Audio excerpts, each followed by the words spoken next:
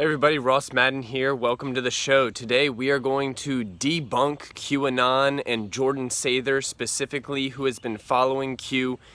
Jordan has clearly built an audience around the Q movement. Every one of his videos that he does on Q that has a hashtag QAnon gets tens of thousands more views than the other one. It could be manipulation from YouTube to keep him making QAnon videos. But honestly, he's fooled. We're gonna get into this video all about his QAnon Stay the Course video, and I know this is commentary on his commentary of a potential intelligence source, but within the truther community, Jordan Sather actually has a pretty good following, and so it's really important that we figure out who is worth following, who are the people that are asking the questions that will determine whether the litmus test questions, the questions that determine whether Q is legit or not, and who is just willing to follow regardless of what happens. And I believe Jordan Sather is a blind follower, and we'll get into that. And right now, without further ado, QAnon Stay the Course, Jordan Sather and QAnon Debunked. Getting back into Q's updates in this video, I'm going to go over everything that's been dropped over the last couple days. I'm going to start here with post 1339, and I'm going to read it and decipher as I go. It says, expand your thinking. Why are we being attacked, especially by people who claim to be pro-POTUS? Do we have a face and a name, and do we use platforms to collect followers? Selfless, zero vanity. Why are we here and asking questions? The choice has been yours. Use logic, free information. What draws people here? Expanding exponentially. They all claim to be insiders. They all claim to have insider contacts, but they don't. Patriots don't reveal classified information. Jordan says he's going to do some deciphering while he goes, but he doesn't do any deciphering, he just reads, so we'll decipher for you. And right off the bat, Q starts talking about Alex Jones. Alex is making money off of the truther movement, and so are a bunch of us. Everyone should be trying to make a living. That's the responsible thing to do, pay the bills. And whether you are doing it by telling the truth and providing a service or providing products alongside your truth, that's a very reasonable thing to do, and I think that that has made Infowars a basically unstoppable force that cannot be reckoned with. They can't stop Infowars. They can only try and discredit them, and they have to discredit them within our community. That's the thing. Because we support Alex will never go away. Patriots don't reveal classified information. Why does Q communicate this particular way? Now, there's a question for you. Why does Q communicate in this particular way, and how does Q communicate? He generally asks a lot of questions which you know mostly the answer to, but in some cases they're open-ended, and that is so that you can confirm your biases. Communicate this particular way. Think for yourself, clickbait. And then continuing on saying that they've established communications growth due to the confirmations with Q and very legitimate sources. They have no idea who the sources are. They know it's close to Donald Trump, or they think it's close to Donald Trump, but who's close to Donald Trump? John Bolton? Kushner? A whole bunch of globalists? Gary Cohn? Who are Trump's economic advisors? Gary Cohn, yeah, Kushner. Who's Trump's UN advisor, UN ambassador? Nikki Haley. There you go. So who's close to Trump? A bunch of good guys? A bunch of white hats? I don't think so. Even if it's close to Trump, we've got questions about who is coming up with this information. This is very valid. Now, whether you want to ask the questions or not, that kind of determines whether we feel like you're in a cult. Now, I know Jordan's not in a cult. I know Jordan's a truther. Jordan does great work exposing the drug industry, the pharmaceutical complex. So he is not a cult leader. Obviously, Jordan is trying to get to the truth, but he's getting there very, very slowly because QAnon has been outed for a long time. And when I say outed, I mean outed as an Israeli intelligence propaganda source. He's clearly got some good intelligence, but that would make sense for an Israeli intelligence source. Q and Jordan both pretty much gloss over Israel's crimes in both Syria and in Palestine, and that's what really needs to be addressed if they don't want to be seen as propaganda arms of Israel. Sources, divine media. What's the goal of the media? Well, to selling different narratives for different sets of targets, and selling makes money. Be careful who you follow there again. So this is in response to all of the people over the last couple weeks that have just flip-flopped. Basically the anti-Q crowd, what is, well, a new anti-Q crowd. Okay, so we're a new anti-Q crowd, not a growing anti-Q movement, because we have clearly seen the writing on the wall. Q's contradicted himself multiple times. He first thinks it's fine to make money, now he's not fine with making money. All the leaders are fine with making money, and now they're angry at people for making money.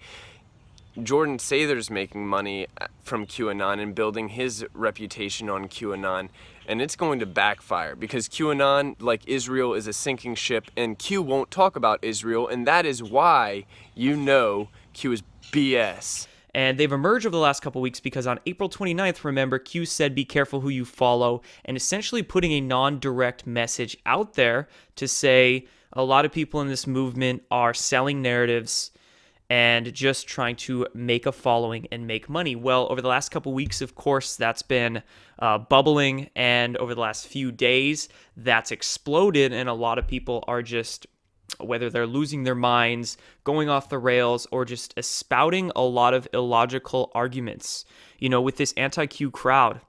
I'll go ahead and give you an illogical argument. Right now, Jordan looks very nervous.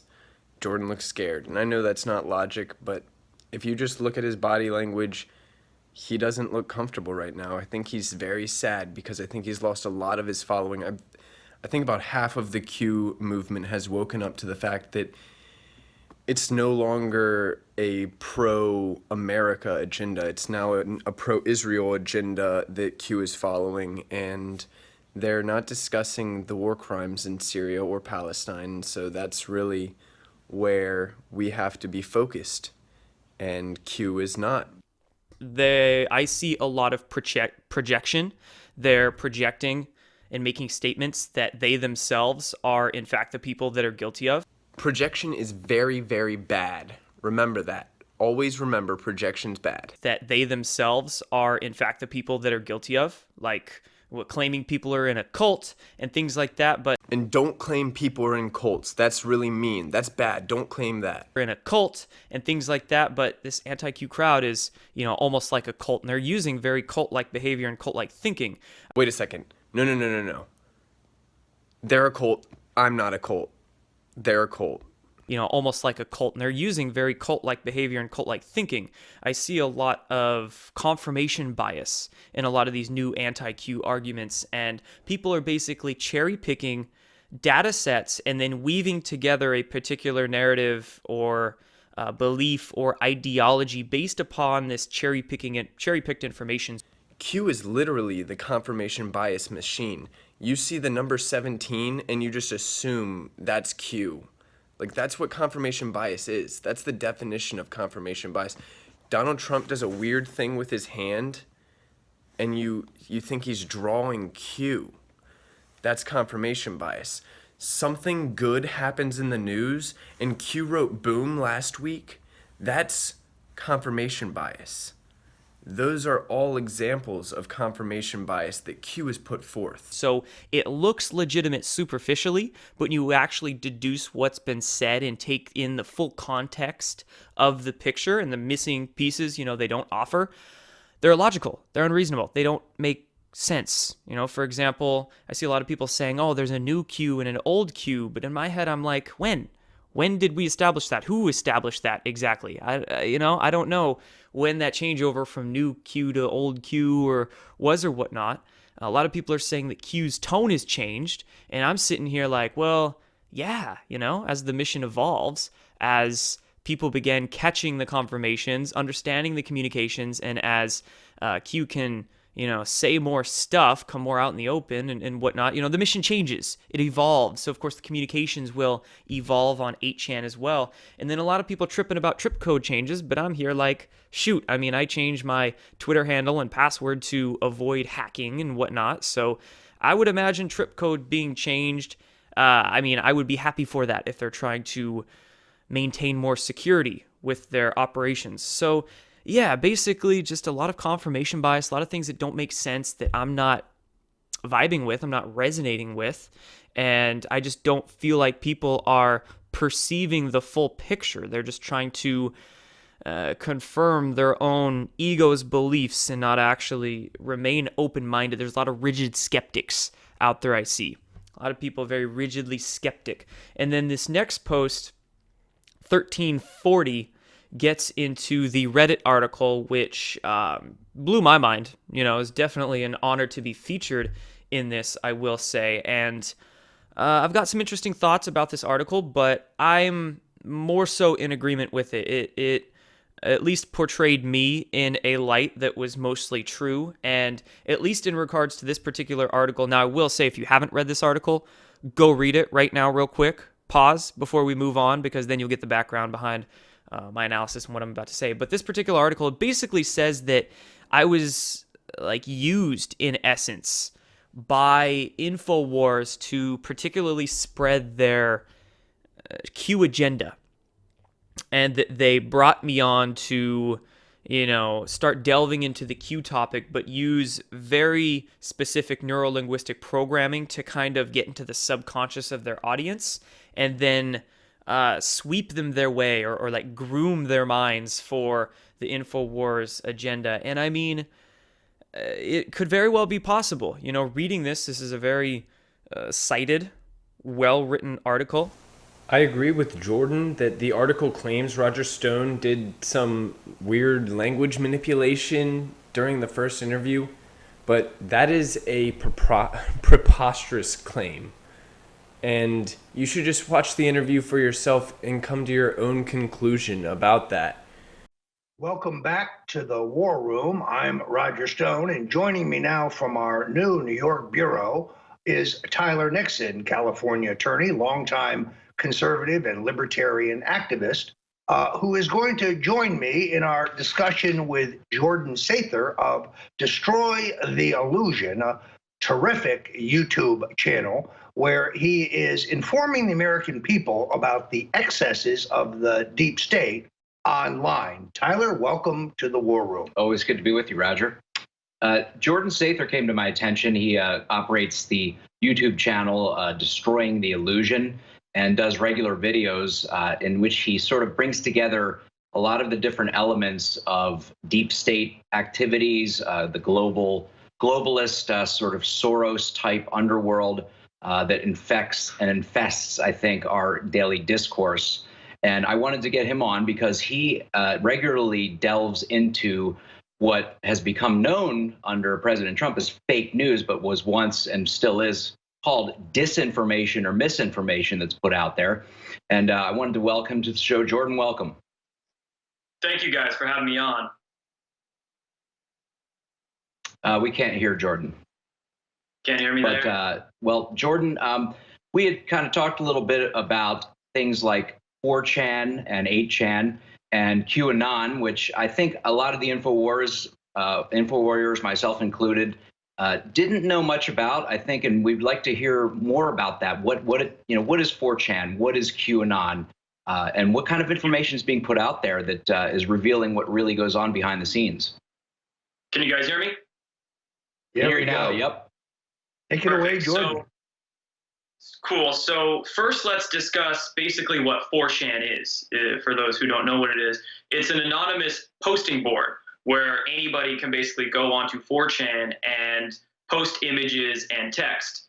And under the /poll or the political boards on 4chan, it's been said that a lot of insiders or different people would actually go on there and post sensitive information that they wanted to leak for whatever means, whether it's to help the public or get some information out there.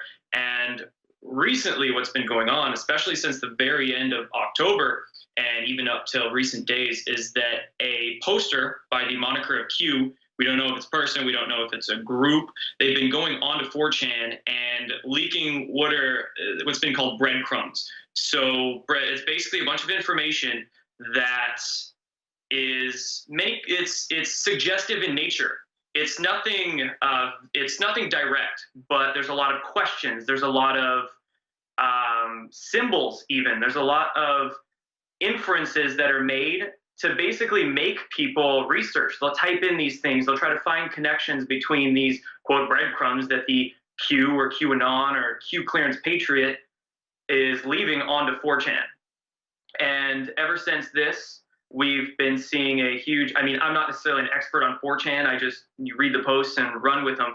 But there's been a huge infestation of trolls onto 4chan, so much so that some of these posts have migrated onto a sister site that's not affiliated with 4chan. It's called 8chan. But anyway, these posts are still being made on this 8chan by, this Q person. And when you look at these pieces that are laid, these questions that are asked, we don't know. None of it is confirmed. It's all alleged and supposed, but it's very interesting how this all intertwines. And a lot of these questions almost verify things that have been called fake news or have been called, quote, conspiracy theory for years. And the way these posts point to this big picture of a behind the scenes civil war almost between different intel agencies and between an alliance per se fighting the deep state. It's quite amazing when you really look at it. One of the more recent revelations I understand that actually panned out was a reference to what happened in Saudi Arabia. Can you give us a little bit into, a little insight into that? Because I think that's one of the more validating, I guess, posts that came out ahead of events unfolding. Exactly. And this is one of the few pieces that allow us to see that this might be a very real person or group leaking information is what happened in Saudi Arabia. So at the beginning of November, there were suggestions by this Q to look at what he termed SA, and that leads to Saudi Arabia. A few days later, we saw the huge shakeup occur in Saudi Arabia, the sweep of hundreds of officials arrested. We saw multiple princes over there all arrested for corruption, and Prince Al-Walid, who has a large stake in Twitter, and who has direct connections to the Clinton Foundation and many other people who have been, it's said, a part of this deep state. So, that's one of the crumbs that connects, that allows us to see that, wow, this might be very real and discussing real events occurring behind the scenes that we're just trying to gather. So far, I think that this has been a fantastic interview. It's been going very well for Jordan. He's been given plenty of time to talk and speak about 4chan and Q. And did anyone else notice how it was the Infowars guy that gave the Q confirmation about Saudi Arabia, but that was back in November? That would be before Q changed hands and became Israeli propaganda, and Jordan didn't even notice. But coming up right here is the statement where Roger Stone allegedly verbally influences the audience. I'm gonna just let you have a listen. And discussing real events occurring behind the scenes that we're just trying to gather. Jordan, I wrote in my book, The Making of the President 2016, that I believed that it was only the rise of a vibrant and robust alternative media that allowed for the election of Donald Trump. Now, I myself have seen graphically how bots, or perhaps humans, on the internet seek to counter this vibrant alternative media with disinformation, shadow banning, and other computer techniques to limit our reach and to cut us off from those who follow us. I myself, of course, have been banned for life on Twitter. We'll see about that. But tell us, is it possible that the deep state has as many as 10,000 human beings sitting there all day? I thought they were all in the basement at Media Matters for America, but perhaps not. Exactly what's going on? So yeah, being on YouTube, I have direct experience and direct knowledge of these types of shadow banning and other manipulation techniques that the deep state tries to do with the internet. And a lot of that is demonetization. A lot of times I'll upload a video and instantly it'll be demonetized, or later on as the view count rises, it'll demonetize. I've even seen view count anomalies. It'll get stuck, or a lot of people message me. They don't get notifications and a lot of things like that. But first and foremost, I think when you look at the artificial intelligence aspect of it, they log the words that we even say, and certain analytics procedures will then shadow ban based on that. But we're seeing such a rise in alternative media, in YouTube, in Infowars, and people trying to get the truth out there.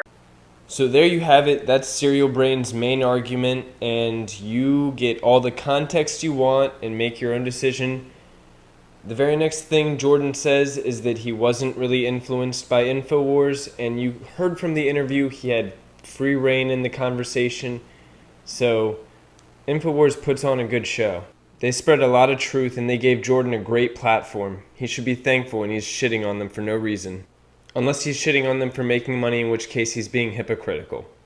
I'm not saying it isn't true, but I will say each time the Infowars invited me to go on their show, I at least felt no ill will. And they very clearly outlined what I would be speaking on each time. So the first time I went on Infowars was about Q in early December. Then I went on again to talk about the SSP, the secret space program, and whatnot. And they very clearly laid out what I would be discussing. So it wasn't like I was going to talk about Q and then they gypped me on that or something to that effect. They were definitely respectful and clear about what I was going to be talking about. But again, that doesn't mean I wasn't used. And if in fact I was used and now that's being exposed, hey, great, cool. I'm all for being the, call that an innocent Trojan horse or something to that effect. Innocent, benevolent Trojan horse. I don't know. But let's discuss this article a little bit more. So it basically says at the beginning, on December 8th, Infowars resorted to inviting me to talk about Q. I wanted to give a big shout out to Serial Brain, the author of this article, because thanks, man. Thanks for following along and featuring my work. And of course, thank you to Q for reposting this. This was a good piece. And then he continues to write, even though Jordan's main field of expertise is secret space programs and free energy, he has been following Q on his YouTube channel and has done an excellent job bridging Q to the masses. Thanks, my man. The SSP free energy stuff is definitely a passion of mine. I try to expand my field of expertise to, everything as much as I can, of course, connect all the dots for everybody. So I like health stuff. I like the SSP free energy. Just a quick scroll down to Destroying the Illusion BitChute channel. Will Congress put America back on the gold standard? 4.27. Interview with Emery Smith. E.T. guy. Government admits electronic mind control. QAnon. Comey. Downfall. Criminal referral for Comey. Clinton. So there's a lot of deep state stuff. 5-minute red pill. Geoengineering. Chemtrails. So we got some ayahuasca, psychedelic. We got QAnon. SM, fake videos, GMOs, Trump supporters, 5-minute red pill, secret space program. So a lot of secret space programs. So he's right about that, but that's not at all that he does. Sealed indictments, April showers. So a lot of Q stuff. And dissecting MK Ultra. So deep state. Got the OIG FISA report, the Pizzagate Instagram. All right, so there's Pizzagate stuff. Got some health. There's the first health thing, Kratom. So Jordan does a lot of things.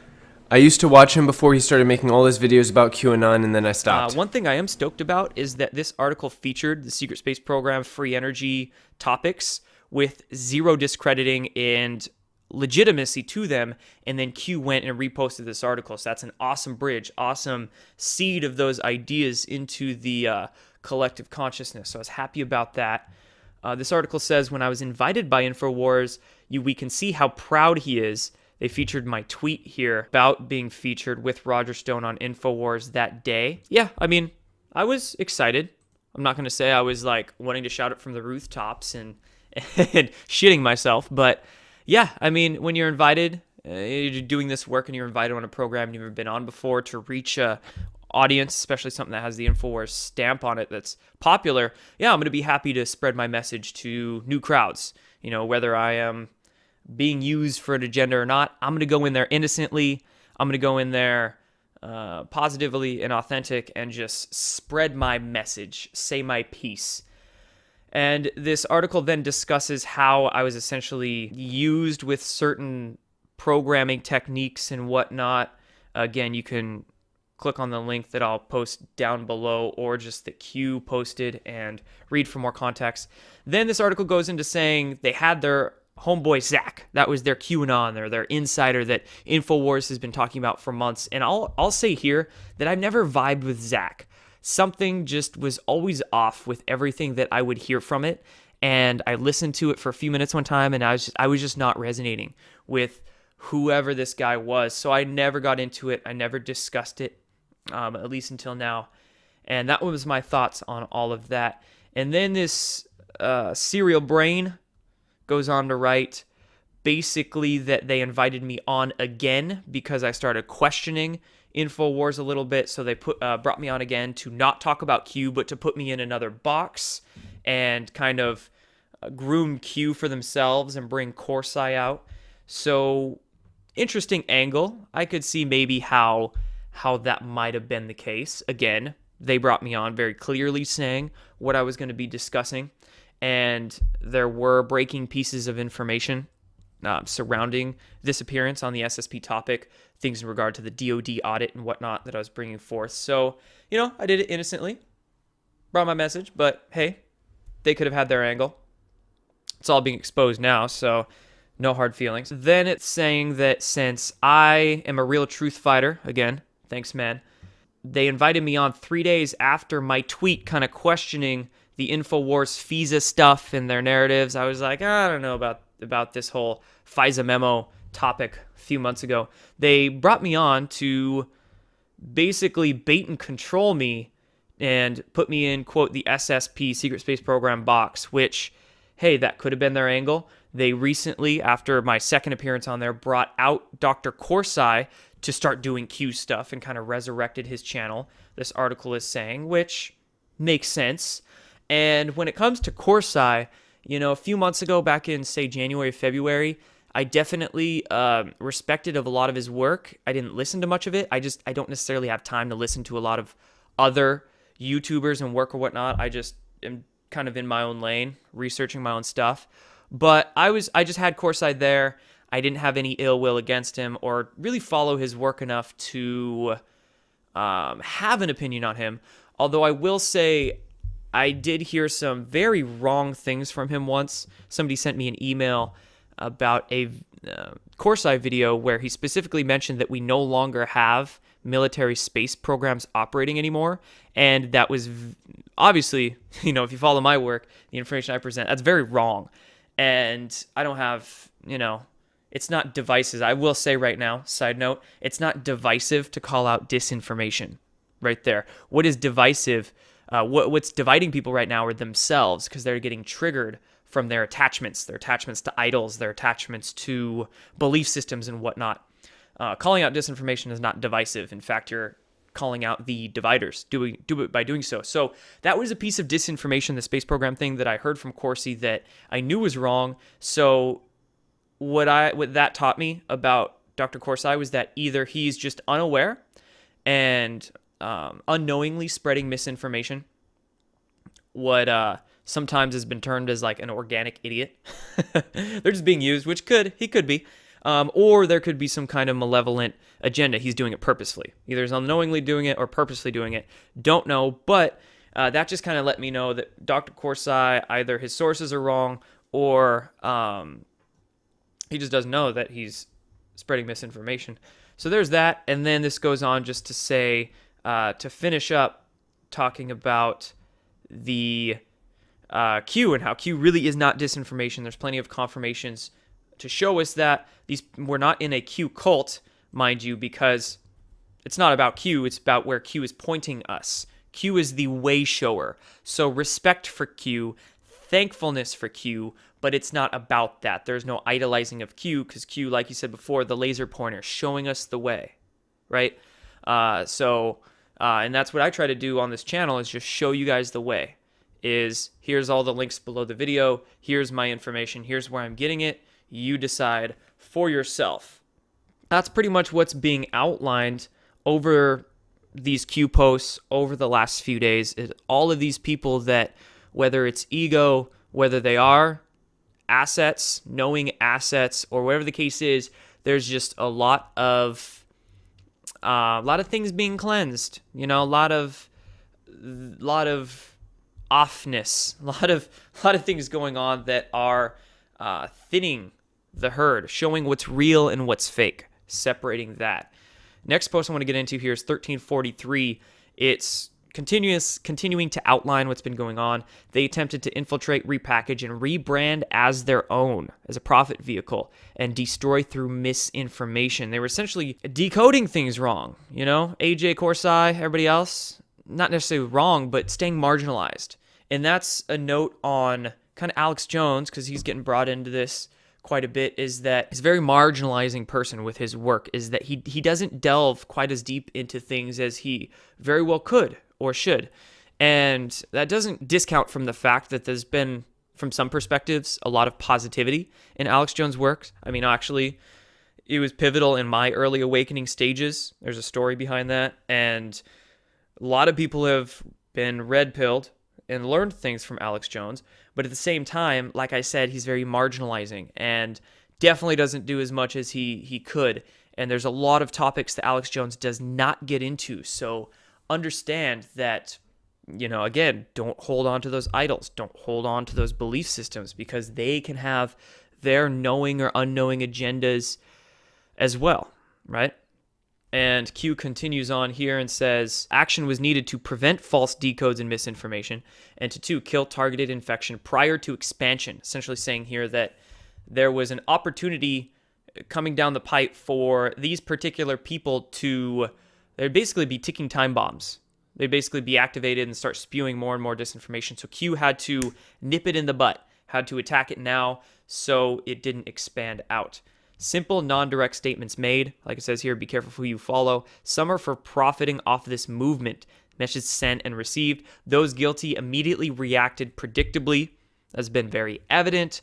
Timetable accelerated misinformation attack. So a lot of the shilling got ramped up very heavily. Attempts to divide. We responded. House cleaning. Heal. Core.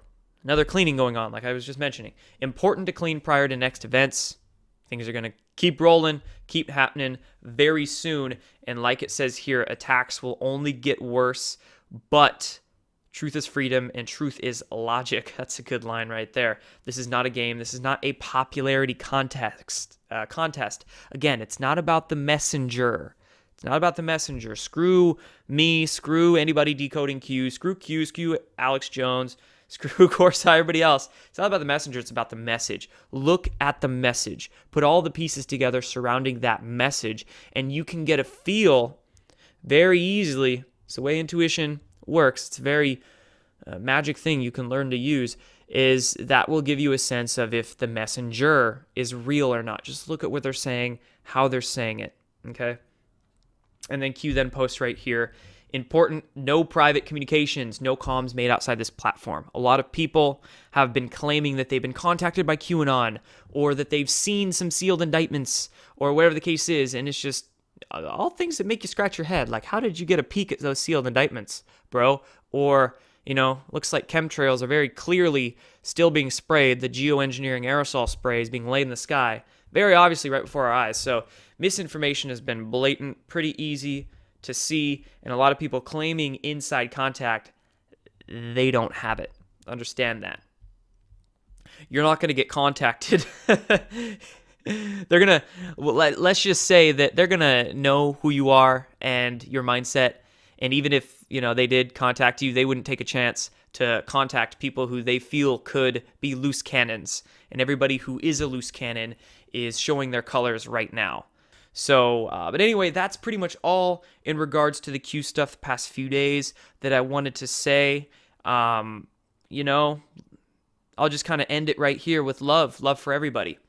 There's really just one absolute truth to the matter, in any realm, and all we're trying to do is find that absolute truth. The problem is when people, come in with their egos and their biases and thinking they have the absolute truth from their singular, narrow perspective, from their own personal lenses, which they don't. We can just make the best guess as to what the absolute truth is and not claim that we have it.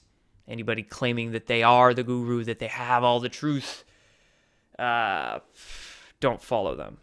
So anyway, the rest of these posts I'm not going to get into because this video is already long enough, and it's just in regards to Iran saying that Clinton basically organized and planned a black site, a secret site in Iran to make nuclear weaponry.